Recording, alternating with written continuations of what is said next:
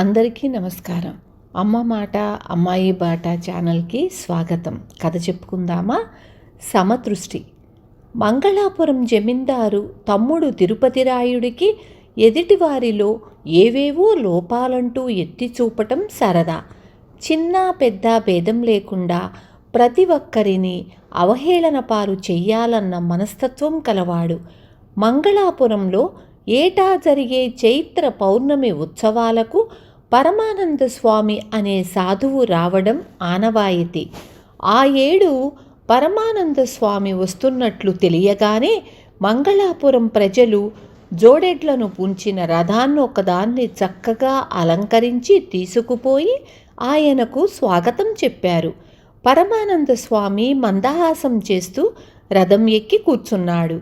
జనంలో ఉండి ఇదంతా చూస్తున్న తిరుపతి రాయుడు ముందుకు వచ్చి, సర్వసంగ పరిత్యాగులైన స్వాముల వారికి ఊరేగేటందుకు రథం కావలసి వచ్చిందా అన్నాడు హేళనగా. ఇది విని జనం కోపగించుకున్నారు.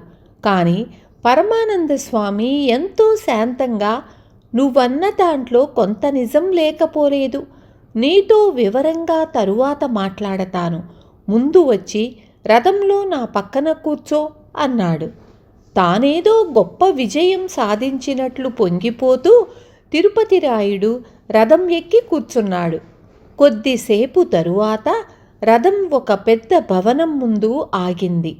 తిరుపతి రాయుడు రథంలో నుంచి దిగుతూ, ఇది మరీ బావుంది, జగమే మాయ అని బోధించే స్వాముల వారు బస చేయడానికి ఇంత గొప్ప భవనం కావాలన్న మాట అన్నాడు. పరమానందుడు చిరునవ్వు నవ్వి, ఒక్క వారం రోజుల పాటు నువ్వు నా వెంట ఉన్నట్లయితే నీ సందేహాలన్నీ తీర్చగలను అన్నాడు. ఇందుకు తిరుపతి రాయుడు అంగీకరించాడు. పరమానంద స్వామి భవనంలో ప్రవేశించగానే ఒక పట్టుబట్టల వ్యాపారి వెండి పళ్ళెంలో ఫల పుష్పాలతో పాటు ఒక పట్టు వస్త్రం తెచ్చి ఆయన పాదాల ముందు పెట్టి, స్వామి వీటిని తమరు స్వీకరించాలి అన్నాడు. పరమానందుడు వ్యాపారితో, చాలా సంతోషం, నీ ఇష్ట ప్రకారమే తీసుకుంటాను, ఇలాంటిదే మరొక వస్త్రాన్ని తీసుకువచ్చి తిరుపతి రాయుడికి కూడా ఇవ్వు అన్నాడు. తరువాత ఆయన అక్కడ చేరిన గ్రామ పెద్దలతో, నేనిక్కడ ఉన్నంతకాలం తిరుపతి రాయుడు కూడా నాతోనే ఉంటాడు, నాకు చేసే మర్యాదలన్నీ అతడికి కూడా చెయ్యాలి అన్నాడు.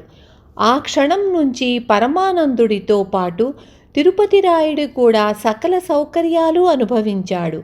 3వ రోజు రాత్రి పరమానందుడు తిరుపతి రాయుడితో, ఏ ఊళ్ళోనూ నేను 3 రోజుల కన్నా ఎక్కువ ఉండను, రేపు తెల్లవారుతూనే మరొక ఊరు పోతున్నాను, నా వెంట వస్తావు కదా అన్నాడు. తిరుపతి రాయుడు అలాగే వస్తానన్నాడు. మర్నాటి ఉదయం మంగళాపురం ప్రజలు పరమానంద స్వామిని రథం మీద కూర్చోబెట్టి ఊరేగించుతూ తీసుకుపోయి గ్రామ పొలిమేర దగ్గర దించి భక్తిపూర్వకంగా వీడ్కోలు చెప్పారు. రథం వెళ్ళిపోగానే దిక్కులు చూస్తూ నిలబడిన తిరుపతి రాయుడితో పరమానందుడు, ఇక మనం ఆ కనపడుతున్న కాలిబాట వెంట నడిచామంటే సూర్యాస్తమయం వేళకు మరొక గ్రామం చేరగలం అన్నాడు. ఇద్దరూ కాలిబాట వెంట నడవసాగారు. ఆ బాట పోను పోను రాళ్ళు రప్పలతో నడవటానికి కష్టసాధ్యంగా తయారయ్యింది. తిరుపతి రాయుడు బాగా అలసిపోయాడు. ఒక పక్క అతన్ని ఆకలి వేధిస్తున్నది, మరోపక్క మండే ఎండ. పరమానందుడు మాత్రం చకచకా నడిచిపోతున్నాడు. తిరుపతి రాయుడు ఇక నడవలేక పరమానందుడితో, అయ్యా నోరెండిపోతున్నది, దాహం అన్నాడు బాధగా. పరమానందుడు దారి ప్రక్కనే ఉన్న చిన్న నీటి మడుగును అతడికి చూపుతూ, వెళ్ళి దాహం తీర్చుకో అన్నాడు. ఆ నీళ్ళ? అవేం తేటగా లేవు, నిన్నటి వరకు దాహం అంటే పళ్ళరసం ఇప్పించావు కదా, అప్పుడే మరిచావా అన్నాడు తిరుపతి రాయుడు ఆయాసపడిపోతూ. అదేం లేదు, కానీ ఇక్కడ మనకు పళ్ళరసం ఇచ్చేవాళ్ళు ఎవ్వరూ లేరు కదా అంటూ పరమానందుడు నీటి మడుగులో దిగి 4 దోసెళ్ల నీళ్లు తాగాడు. తిరుపతి రాయుడు కూడా దాహం తీర్చుకొని మడుగు ఒడ్డు మీద కూర్చొని, అయ్యా, ఇక నాకు నడిచే ఓపిక లేదు అన్నాడు. పరమానందుడు నవ్వుతూ అతడి పక్కన కూర్చున్నాడు. 1 గంట గడిచేంతలో ఒక ఒంటెద్దు బండి వాళ్లకేసి వచ్చింది. బండి తోలే శరభయ్య అనేవాడు పరమానందుణ్ణి చూస్తూనే బండి దిగి, స్వామి, బండి ఎక్కండి, పోదాం అన్నాడు నమస్కరిస్తూ. ఇద్దరూ బండి ఎక్కారు. వాళ్ళు శరభయ్య వాళ్ళ గ్రామం చేరేసరికి బాగా రాత్రయ్యింది. శరభయ్య బండిని ఒక చావడి ముందు ఆపి, స్వామి, నేనుండేది చాలా చిన్న గుడిసె. ఈ చావడి మీకు సౌకర్యంగా ఉంటుంది అన్నాడు. పరమానందుడు, తిరుపతి రాయుడు చావట్లోకి వెళ్ళారు. ఈ రాత్రి మనం ఇక్కడే నిద్రించాలి అన్నాడు పరమానందుడు. తిరుపతి రాయుడు దీనంగా ముఖం పెట్టి, నిద్రమాట దేవుడెరుగు, ముందు ఆకలి చల్లార్చడం ఎలా అన్నాడు. అంతలో శరభయ్య 2 చిన్న ముంతల్లో గంజి తీసుకువచ్చి, ఈ అపరాత్రి వేళ ఇంతకన్నా ఇంట్లో మరేమీ లేదు, నన్ను క్షమించాలి అన్నాడు. పరమానందుడు ముంతలో గంజి తాగి ముంతను శరభయ్యకు ఇచ్చాడు. తిరుపతి రాయుడు కూడా గంజి తాగి వాంతి చేసుకోబోతున్నవాడిలా, ఇందులో తగినంత ఉప్పు కూడా లేదు అన్నాడు. పరమానందుడు వెళ్ళబోతున్న శరభయ్యను వెనక్కి పిలిచి, ఈ అర్ధరాత్రి వేళ ఇంత గంజిపోసి మా ప్రాణాలు నిలిపావు, నీ మేలు మరువరానిది. ఇదిగో, ఈ పట్టు వస్త్రం తప్ప నా దగ్గర మరేం లేదు, దీన్ని తీసుకో అంటూ వస్త్రాన్ని శరభయ్యకిచ్చాడు.